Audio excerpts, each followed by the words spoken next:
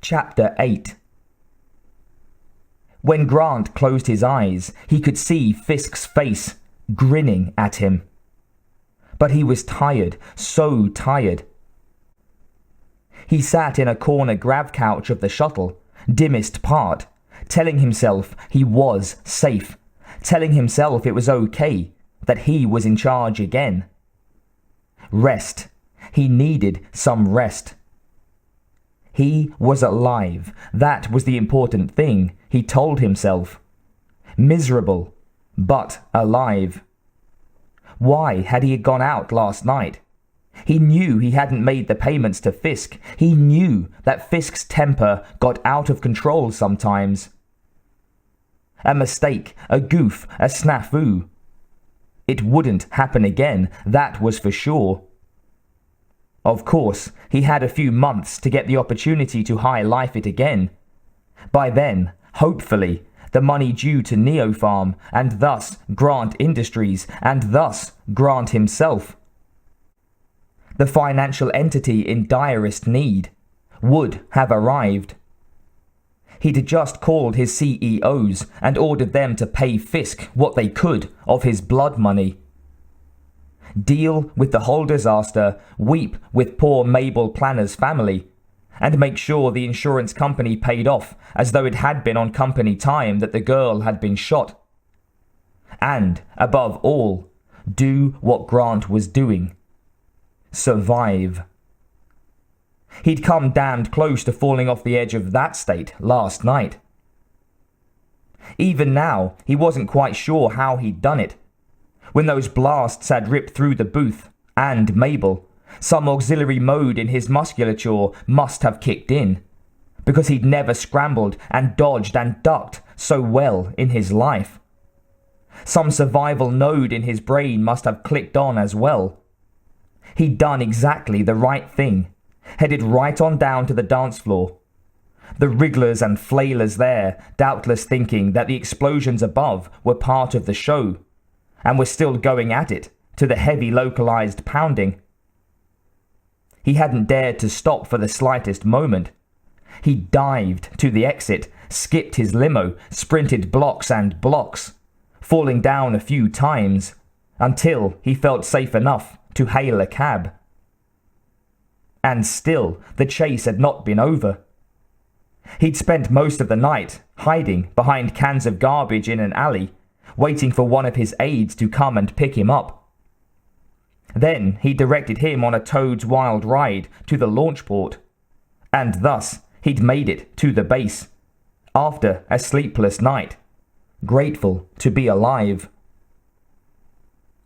In the comparative safety of the shuttle, strapped in above the equivalent of thousands of tons of jellied nuke, Daniel Grant shuddered at the thought. No, he didn't want to think about it. Not for a while, anyway.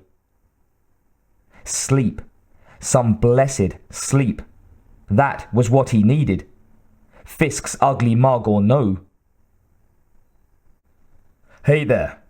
That seat by you taken? Grant's eyes snapped open. There, looming over him, was a Nordic god. Thor with a haircut. Well, not exactly. He was big and strapping, with blonde hair and blue eyes, and a smile above his square-cut chin. He looked not only damned competent, but perfectly content in that state, and perfectly comfortable in the fatigues that snugly fit his muscular limbs and torso. Now this guy, thought Grant, looked like a leader. No, please, be my guest. The blonde god secured a carry-all bag in a storage bin, and then slid into the couch, not yet buckling himself in. Name's Henriksson, Corporal Lars Henriksson. They shook hands. You must be one of the Neopharm fellows. Yes, I'm Daniel Grant. I own Neopharm. Henriksson did not react immediately. He took the information in thoughtfully. Ah, I had been told you would not actually be on our expedition, Mr. Grant. A last-minute decision. Henriksson assimilated this information and nodded, as though this were the most natural thing in the world. I see. Well, good, I say, with all respect. It's good to see bosses take a personal interest in important tasks. A slight bend of the mouth. Get their hands dirty, you know? Grant smiled, the first time for what seemed like millennia. Maybe I'm just trying to turn over a new leaf, Corporal Henriksson. He closed his eyes, hoping to give the man a clue that he'd like a little privacy inside his own head. Maybe rest his bloodshot eyes. Henriksson wasn't the clue-taking kind. This is a special mission, he said. I can feel it in my bones. 9 times out of 10, a group of Marines heads out into space. All they come back with are handfuls of boredom. I've had some of that out there, let me tell you. Soon as I got wind of this mission, though, special duty entailing a beachhead on the alien hive world, well, I just jumped at the chance. Jumped. Couldn't get your fill of bug duty on Earth. Henriksson shrugged. I've killed some bugs. Europe, mostly. Special services. That's probably why I got this gig. The experience. No, that's not it though, you see. I've got this feeling that the human race is destined for great things in this universe. Destined. And I'd like to do my bit to make that possible. And I guess I'm vain enough to think I'm a talented enough guy to deal with the kind of situation we've got lined up for us. Grant expected an inner groan of cynicism to echo in his head. Instead, he found the words oddly striking a sympathetic chord within him. That's a compellingly homocentric view of the universe, soldier. Henriksson nodded. Yes, sir. I'm sorry. I've had people tell me that men are just accidents in the scheme of things. I don't think so. Why? Because we're men. We stand for something, goddammit. We've got values and order and, hell, purpose to bring to what amounts to a lot of godless space. Indeed. Indeed. That kind of feeling would be a wonderful rabble-rouser. I mean, that would go a long way to heal the wounded spirit of humanity. I know, sir. I know. Henriksson nodded gravely. And that's why I'm here. Excellent. Well, you know, Corporal, I think we're going to have lots of time to discuss pertinent applications of that philosophy while we're on our mission. In the meantime, I think I'd like to take a little time to compose myself before the blast-off of this shuttle. You know, for meditation. A little catnap, perhaps. Henriksson looked over at Grant. Ah, yes, you do look a little tired. How thoughtless of me. Please, close your eyes. Relax. Snooze. I have my own inner warrior's form of meditation. We shall meditate together. With that, the corporal's eyes trained onto the front of his couch and focused. Well, so much for that.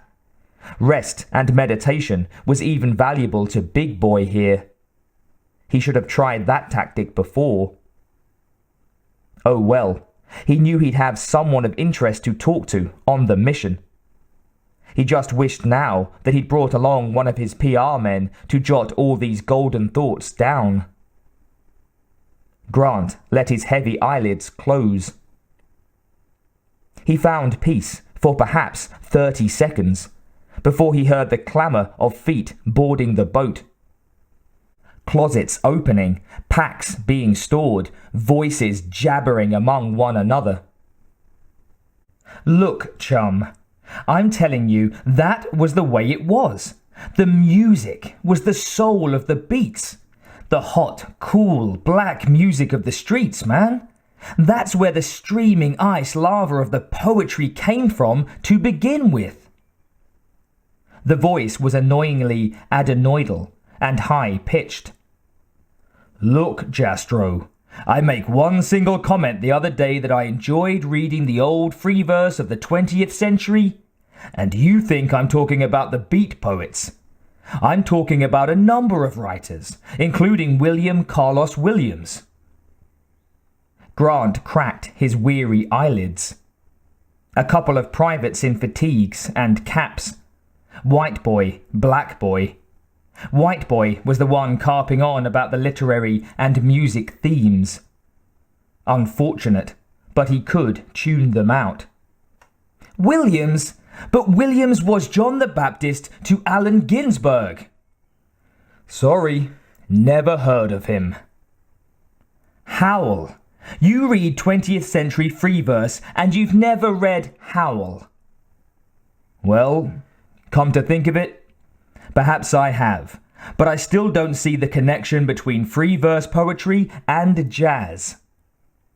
Sheesh, not just jazz, buds. Bebop. Here, let me show you. The conversation had become detached, as though Grant were listening to it through a tin can telephone as he drifted into exhausted sleep. Blat! High-pitched, running hell for leather up some spidery octave. Bleat! Bleat! The sounds were fingernails, and Grant's brain had turned to chalkboard. He jumped up, awake and disoriented. He hit his head on a low overhang and flopped back onto the couch. Honk! Honk! Honk! He looked over. Sitting on the edge of a grab couch was a black man wearing glasses and a grimace. His hands were over his ears. Opposite him was another bespectacled guy with a pocket protector face. His thin lips were clamped on the mouthpiece of a big baritone saxophone.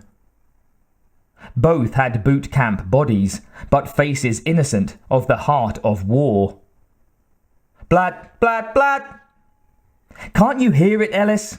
He said, unclamping. I have seen the finest minds of my generation. The natural force that was Corporal Henriksson reared up like a vengeful statue. You guys want to give the rest of us in here some peace? His muscular hovering said it all. The salt and pepper twins blinked, flinching back. Gee, sorry, Corporal. Just playing a little bird, man. Henriksson stood rock hard. Well, I'm clipping your wings.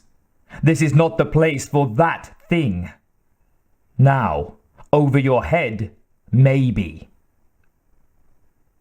Ellis looked as though he agreed, but Jastrow got a little hurt boy expression on his face as he put his musical instrument away in its case. I could use a few Z's anyway, Jazz, said Ellis. Yeah, maybe you're right. We'll continue this conversation later though, huh? Whatever. The man sounded resigned. Henriksson bent over Grant. Are you okay, sir? Sure. My ears are still ringing and I'm wide awake, but I'm okay. We've got a good 15 before formal boarding, so maybe you should use them. I'll try, Corporal. Believe me, I'll try. Henriksson shot one more warning look at the newly arrived duo, and then resumed his grab couch. Grant found Ellis and Jastrow peering at him curiously, obviously wondering who he was. Grant could feel it even through his closed eyelids. "Name's Grant. The reason you're on this mission," he said. "Mind if we meet formally later? I'm trying to get a little rest." "Oh. Oh, sure, sir. Sorry." "Yeah, right. We'll be real quiet." Whisper. "Sheesh. That's Daniel Grant, man. And you had to squeal that sax in his ear?" "How could I know? I didn't even see him." The whispers died into uneasy silence, and once again Grant found himself slipping into an uneasy coma, which ended all too soon. He'd been having a dream about his parents, and he hated to dream about his parents, so it was just as well. Still, it was all a little annoying. The clump of steps didn't wake him. He barely heard it. Background noise. The shifting of bags, the snap of storage cases. No problem. However, when a body fell directly onto him, that woke him up. "Oof," he said. Oh dear, damned floor, all these knobs and braces. Sorry." That the person was prominently female mitigated the hurt and shock somewhat, and not just because of the softer bits. She looked good, and she smelled good, even in fatigues. She was a busty brunette with hair about as long as the Marines would let you wear it if you weren't male, and rich, dark eyes that now looked thoroughly repentant. "That's all right," said Grant, flashing on the immediate lady smile. "I was hoping to get some rest before takeoff, but these things happen." She pushed herself off him with ease and a great deal more grace than she'd shown in tripping onto him. "I do better in faux grav, for some reason, and null grav? I'm a swan." She shrugged. "I'm just a space babe, and that's all there is to it. And I'll be glad to lift off this." She batted those splendid doe eyes. "Say, haven't I seen you? My God, you're Daniel Grant, the big tycoon. I've seen you on the vids." "That's me." "You look I guess you could use some rest." She hobbled over to an empty grav couch, and Grant, despite his weariness, was unable to take his attention off her delightfully swiveling hips. She turned.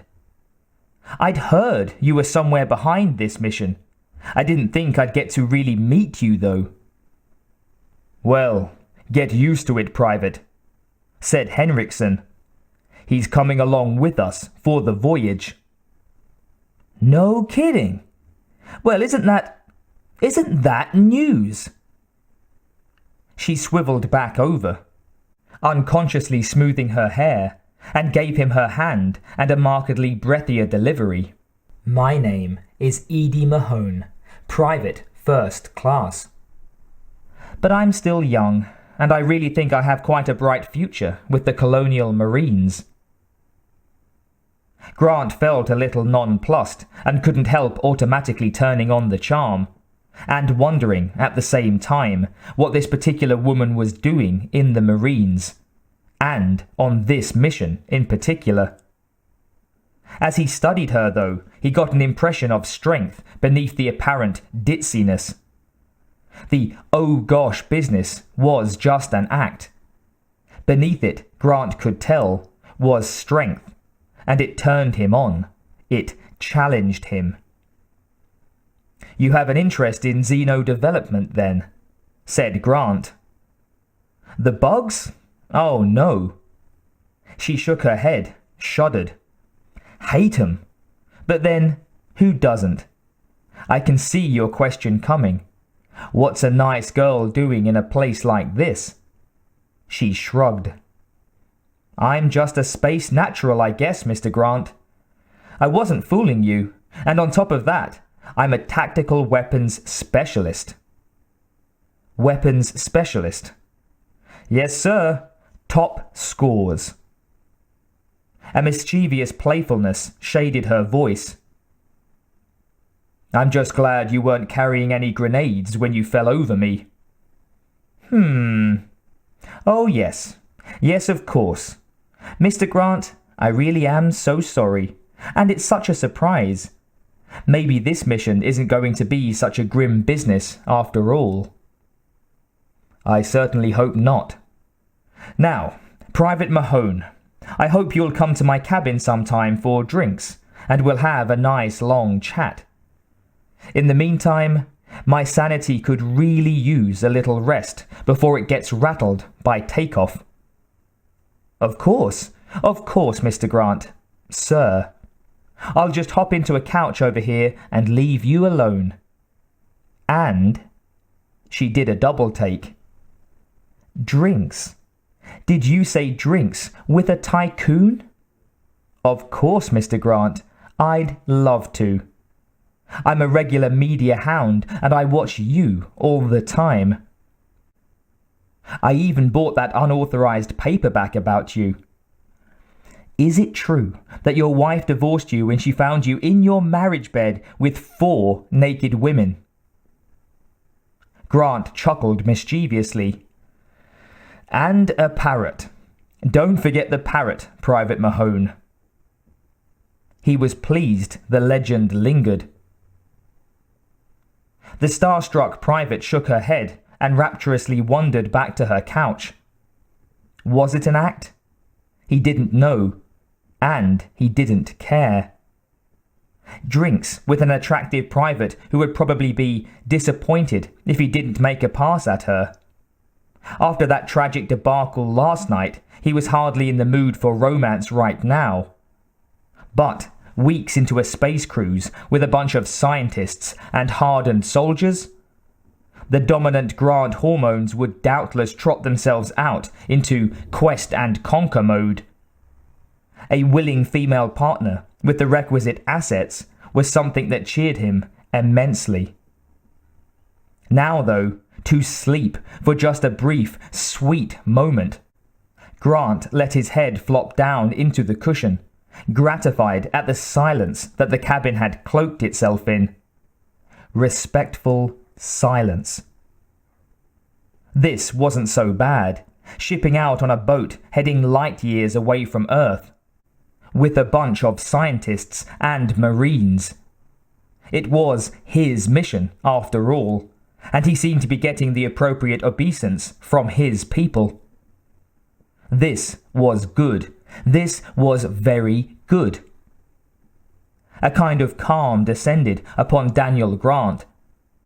His knotted muscles unwound, and a sense of control of his environment began to knit itself around him.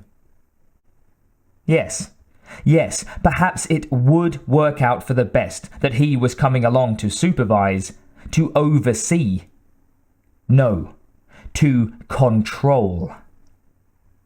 The boys in the office knew well enough how he ran things by now. They could do exactly what he would do, whatever the situation. He didn't have to be around. Instead, he should be doing exactly what he was doing, heading for parts unknown, spreading his influence, his dominion. Daniel Grant, a great man destined for the stars. The cadences of his self-congratulations lullabied him into that blessed, relaxed land, just short of slumber, where not even his mother was waiting to natter at him. Ah, sweet, gentle peace. Vroom! Vroom! The klaxon rang like hell's own trumpet. That's the fire alarm! Cried Jastrow. Shit! Something's wrong with the shuttle. We gotta get the hell out of here, Mr. Grant. Please, murmured Grant. Just let me lie here a while. I'll die if need be. Just let me sleep. No can do, Mr. G. Grant felt himself being pulled up out of the couch and physically carried down the ramp. The cooler air outside was like a slap across the chops. He blinked, felt himself being jounced, and then suddenly stopped still. "Let me down!" he demanded. "Do what the man says, Turkey! Now!" Henriksson dropped him onto the hard sheetcrete. "Ow!" Groggily, he scrambled up to his feet and found himself staring into the bores of 10mm blasters. Connected to those blasters were Colonel Alex Kozlowski and a group of Marines, travel sacks at their bags. "Belay arms," said Kozlowski, striding up to them, arms on hips. "If we were a group of bugs, you dopes would be bug food by now. Emergencies demand emergency measures." A toothpick stuck out from the side of her mouth. She worked it all the way to the other side of a scowl. "Isn't that right, soldiers?" The Marines, who somewhere in the midst of all of this had managed to effect uncomfortable poses of attention, immediately responded. "Yes, sir!"